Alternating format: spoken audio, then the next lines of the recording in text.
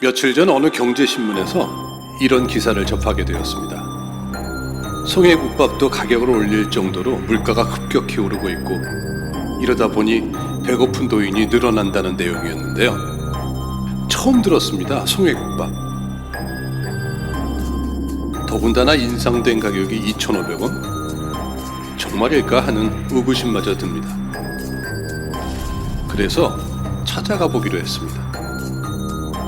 국민 MC였던 고 송혜 씨가 자주 찾던 송혜길과 송혜국밥집.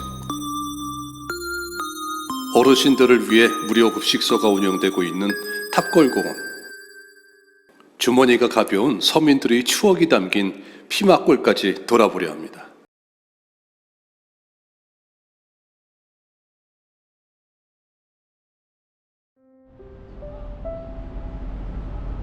서울 종로구 청진동 257-3. 지금은 디타워와 르메이에르 빌딩에 가로막혀 있지만 바로 이곳이 피막골이 시작되는 지점이었습니다. 연탄불에 굽는 생선구이 연기로 가득 찬 좁은 골목길에서 밤새 막걸리 잔을 기울이며 나누었던 우리들만의 이야기.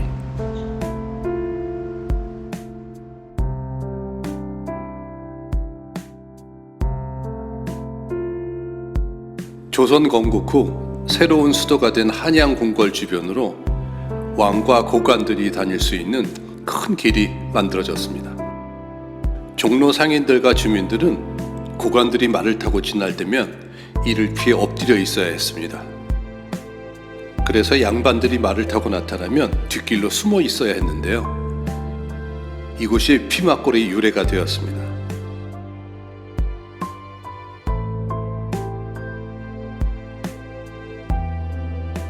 양반들이 눈으로부터 자유로웠던 피막골에는 차츰 서민적인 음식이 생겨나기 시작했습니다.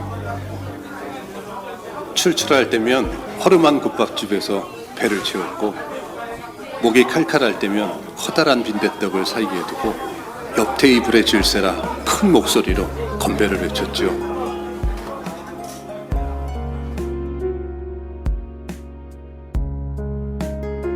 피막골은 2009년 디타워와 르메이에르 빌딩이 들어서면서 잘려버렸고, 그나마 남아있던 YMCA에서 3일로 구간도 이미 철거가 완료되었네요.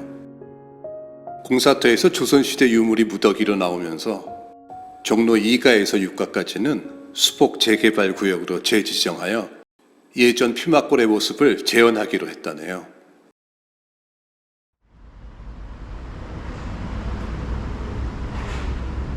르메이에르 빌딩이 들어서면서 내부에 골목 형태의 삼각길이 만들어졌습니다. 어떤 분들은 연기가 나지 않고 거리가 깨끗해져서 좋다고 합니다. 맞아요. 확실히 없어졌어요. 연탄불에 생선 굽는 냄새도, 기름에 익어가는 파전 냄새도. 혹시 우리들의 추억까지 사라진 건 아닐까요? 말끔하게 단장된 청진동 골목 곳곳에는 휴식 공간도 들어서 있습니다.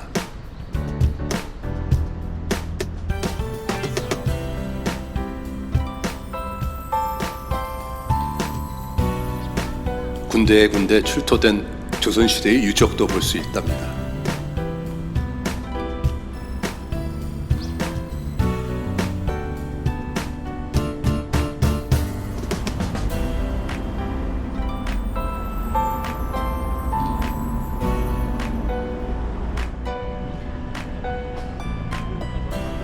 이렇게 깔끔해진 거리를 보고 있는데 왜 가슴 한편에선 아직 뭔가 비어있는 듯한 느낌이 들까요?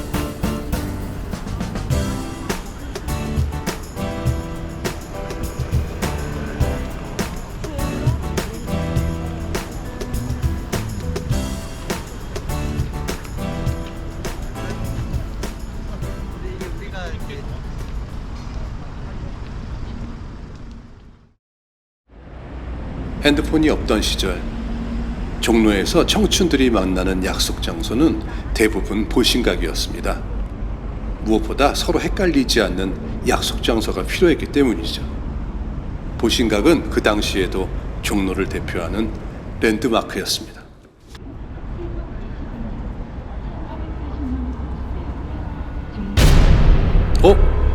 보신각 입구가 열려있네요. 무슨 일이지?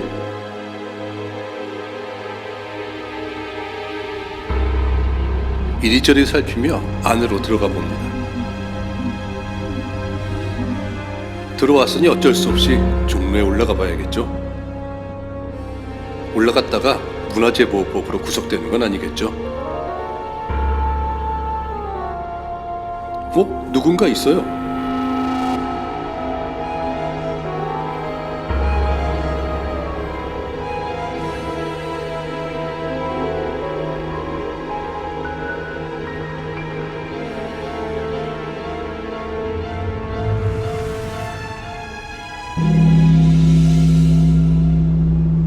이 엄숙한 분위기와 이 상황은 도대체 뭐지? 나는 왜 여기 있는 거지?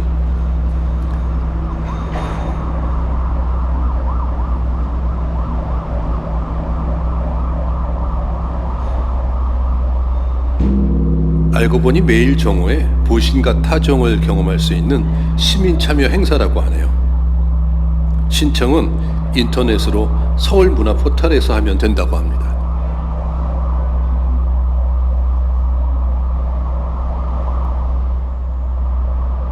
얼떨결에 올라와 보신각 타종 행사도 구경하고 내려다 보이는 경치는 덤으로 챙겨갑니다.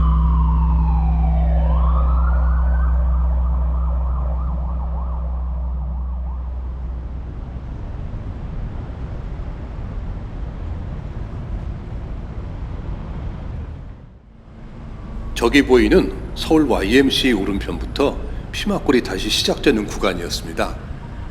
막걸리를 파는 주점촌이 있던 곳으로 정말 많은 추억이 담긴 곳이었죠. 지금은 어떻게 변해 있을지 궁금하네요.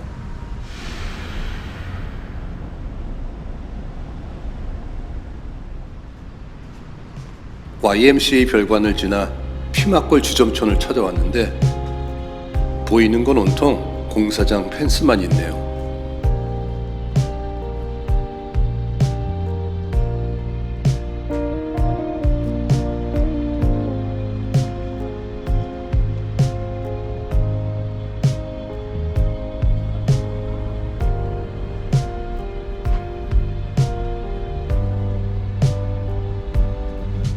피막길로 들어왔는데 이곳까지 철거가 완전히 끝났네요.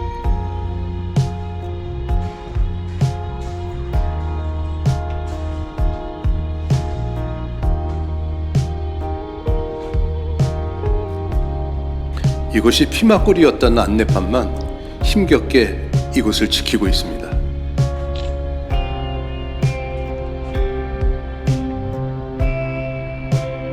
혹시나 해서 펜스 틈새에 스마트폰을 넣어보았습니다. 조선시대 유적이 발견되면서 한동안 공사가 멈춘 것 같네요. 피막골의 추억은 이제 영원한 추억이 되었네요.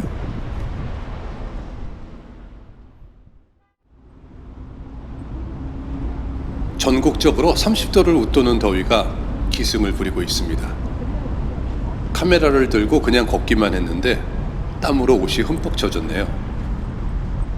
이곳은 한국인이 세운 최초의 근대식 공원입니다.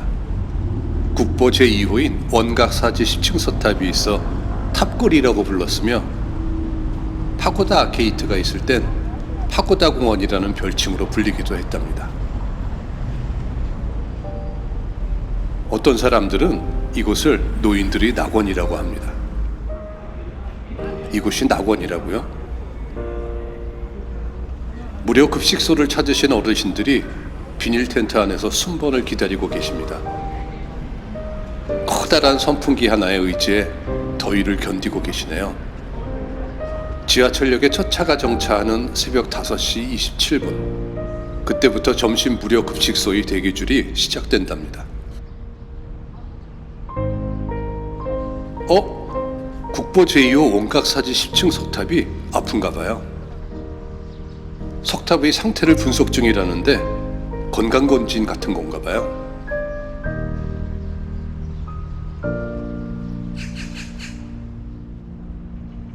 이제 곧 장마가 시작될 거고 그 장마가 끝나면 어김없이 열대야가 찾아오겠죠.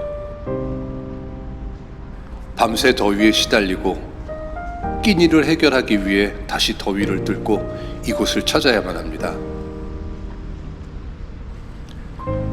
그렇지만 어르신들은 더위보다 장마가 더 힘들다고 하십니다. 비가 많이 내리면 무료급식이 중단되어 끼니를 챙기기 힘들고 비를 피해 앉아 있을 곳이 없기 때문이죠.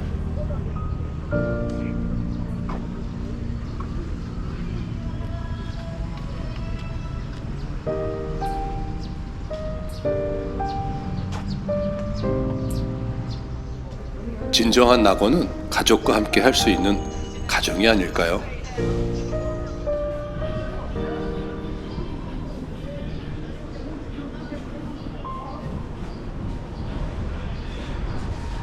이곳엔 많은 급식 봉사자들이 함께 해주고 계셨습니다.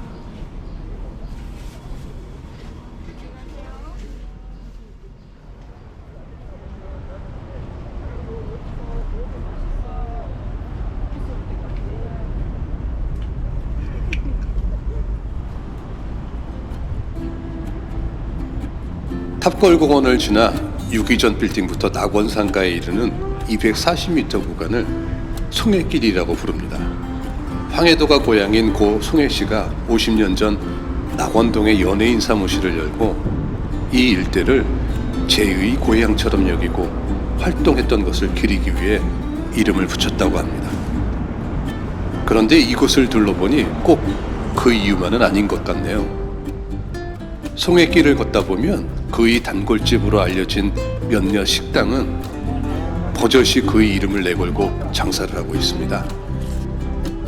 주변에서 이름과 캐리커처 사용료를 상인들에게 받자고 권했지만 그는 뭐라고 화를 내었다고 합니다. 내 이름을 팔아서라도 가게들이 더 잘 되었으면 좋겠다라고. 상인들을 생각하는 그의 진심 어린 마음 때문이었겠죠.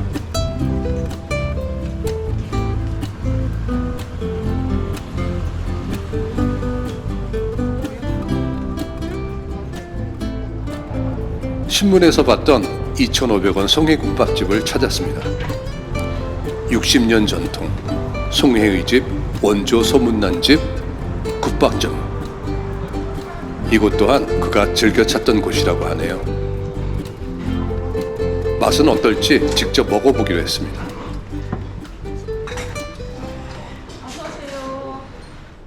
두부 한 조각이 들어있는 우거지 해장국과 공깃밥, 그리고 아삭한 깍두기. 갑자기 손님들이 많아져서 식사를 마치고 성급히 일어났습니다.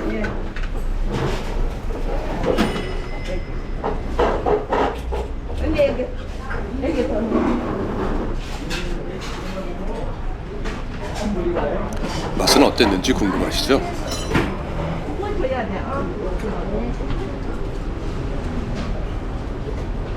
이 근처에 오면 꼭 다시 찾아올 것 같습니다.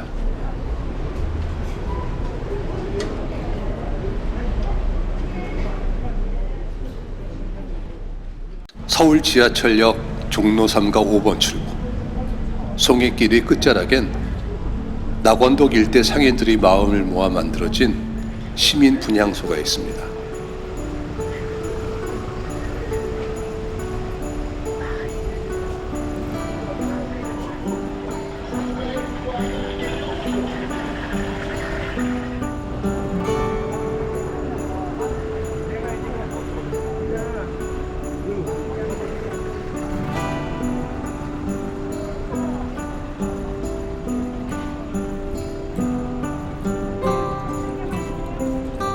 이곳에 왔다면 낙원 악기상가를 한번 둘러보는 것도 추천합니다.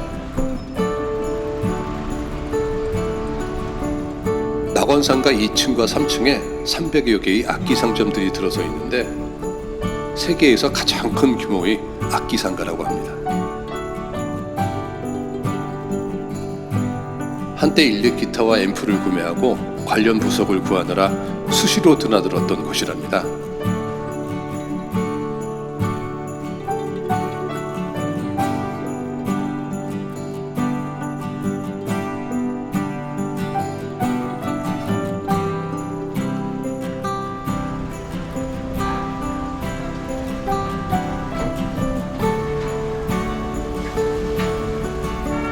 기억나세요? 이곳에 허리우드 극장이 있었답니다.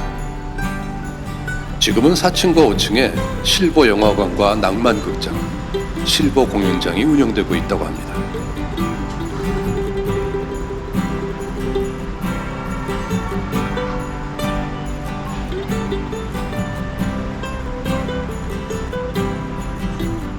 이곳은 낙원삼각 국밥거리랍니다. 돼지국밥, 순대국밥, 소머리국밥의 수육까지 소주가 나를 부르네요.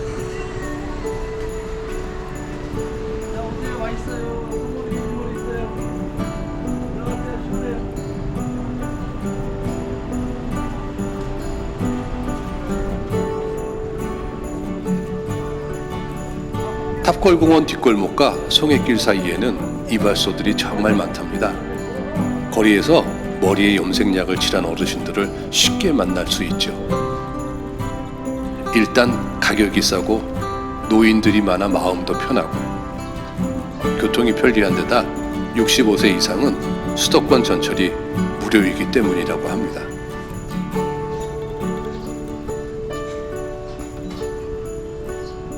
이발 6,000원, 염색 6,000원. 정말 보기 힘든 가격이네요.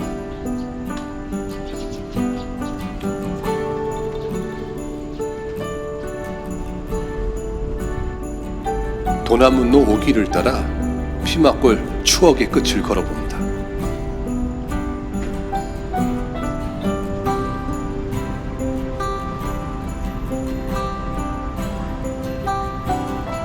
부모님과 떨어져 지내신다면 지금 안부 전화 어떨까요?